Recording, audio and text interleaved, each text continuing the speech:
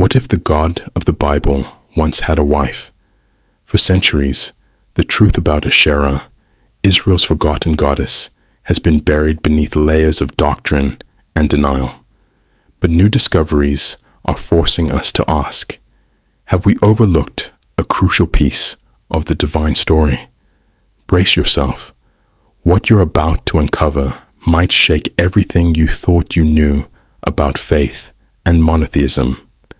Before we unearth the full mystery of Asherah, let's rewind to an era when ancient Israel's spiritual landscape wasn't so clear-cut. Contrary to the strict monotheism many assume today, archaeological finds and scriptural hints suggest a very different reality, one in which God may have shared worship with a divine consort.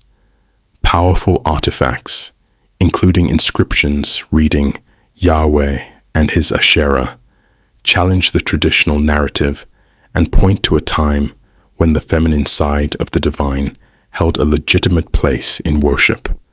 But why have most of us never heard of her? Over centuries, references to Asherah were systematically purged, often replaced by warnings against so-called idol worship. The scribes, priests, and later reformers who shaped the biblical texts had strong reasons to fortify a monotheistic doctrine, effectively casting out any rival deities. As a result, Asherah, once revered as a nurturing mother goddess, was reduced to a mere forbidden image, or worse, forgotten entirely. Our goal here isn't to undermine anyone's faith, but to question how and why this erasure happened. Could Asherah have been more than a pagan idol? Could she have played a pivotal role in the spiritual lives of early Israelites? By re-examining the archaeological evidence and peeling back layers of religious reforms, we begin to see flickers of a lost narrative, one that might still carry profound meaning for believers and skeptics alike.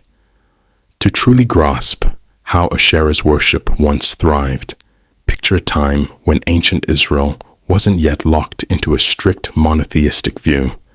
People interacted with neighboring cultures, Canaanites, Phoenicians, who revered multiple gods and goddesses, each governing a facet of life. Within Israel's own borders, shrines, sacred groves, and small cultic pillars dedicated to Asherah quietly flourished.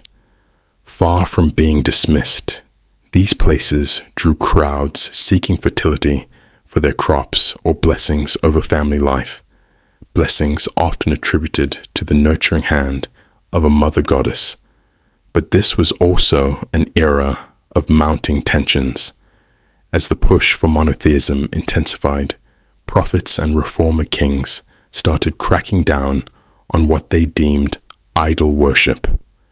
Asherah, with her strong ties to both fertility and possibly a marital link to Yahweh, became a direct target. Those who clung to her ceremonies, her sacred trees, and her symbolic presence in homes and temples found themselves facing ridicule, punishment, and eventually erasure. Yet, despite this growing hostility, signs of her following stubbornly persisted, hinting that the goddess once held far more than a marginal place in Israelite hearts. Tensions boiled over when influential leaders, such as King Josiah, took radical steps to centralize worship around Yahweh alone, ordering the destruction of Asherah's altars and poles. Archaeological digs at sites like Khirbet el-Kom and Kuntilet Ajrud have since uncovered inscriptions referencing Yahweh and his Asherah, fueling the debate that she wasn't just a peripheral figure, but a deeply ingrained aspect of Israelite religion. These findings suggest an undercurrent of devotion that official reforms failed to eradicate overnight. As rumors of her forbidden worship spread, the sense of secrecy intensified. Families once openly displaying Asherah figurines or making offerings to her now hid these tokens, Some adapted her worship in coded ways, merging older traditions with emerging monotheistic beliefs. Others refused to yield, risking social exile or even persecution. In many ways, this period of conflict laid the groundwork for the most explosive showdown in Israelite religious history, one that would transform Asherah from a once revered consort into a whisper, an echo of a goddess left out of the official record. The conflict over Asherah's worship finally reached its boiling point during a wave of religious reforms aimed at purifying Israel's faith. Prophets like Jeremiah and Hosea spoke of idolatry in stark terms, condemning the worship of foreign gods. Under reform-minded kings, specifically Josiah, shrines to Asherah were torn down, altars smashed, and any reference to her presence alongside Yahweh was systematically removed or defaced. It was a sweeping purge designed to erase the goddess from everyday life and national identity. Yet these reforms also laid bare the deep devotion many held for Asherah. Entire families had relied on her perceived protection and blessings for generations. Tearing down her symbols was more than a political move. It was a direct assault on personal faith. As a result, a tense divide emerged between devout monotheists who saw this eradication as essential, and those who believed they were losing a piece of their spiritual heritage. As the purge continued, pockets of resistance formed, sometimes in secret corners of the kingdom. Families who couldn't bear to part with their beloved figurines hid them or incorporated them into covert altars. Whispered stories circulated among close-knit communities about miraculous healings and blessings still attributed to the mother goddess. Meanwhile, scribes and priests worked tirelessly to rewrite religious texts, ensuring no mention of Asherah's supposed divine standing would survive.